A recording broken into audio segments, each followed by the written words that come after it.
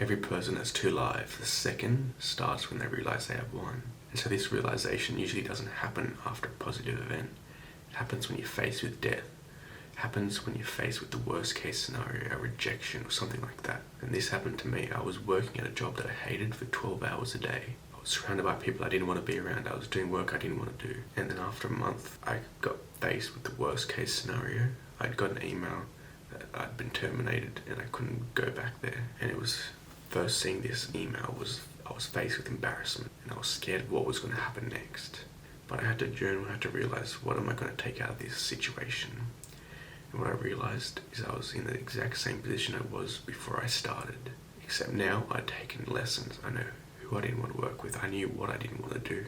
I knew that what type of environment I did want to be around and I didn't want to be around. And so I had all these lessons that I'd learned. But the biggest was realizing that my new life starts now. I have nothing to lose because I'm in the exact same situation as I was before after facing the worst case scenario. And so what I've also taken from this is you've got to let pain fuel you. You've got two choices. You consume the pain to go towards your goal, or you let pain consume you. So after I realized this, I realized I was going to let myself consume the pain to take me towards my goals. I'm going to shrink those people into irrelevance.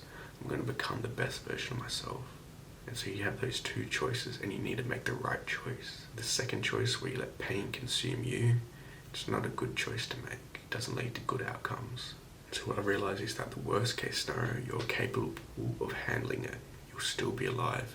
And so you need to be able to figure out what risks you want to take and being able to take them, knowing and having confidence you can handle the worst case scenario, and that's helpful when you're exposed to it.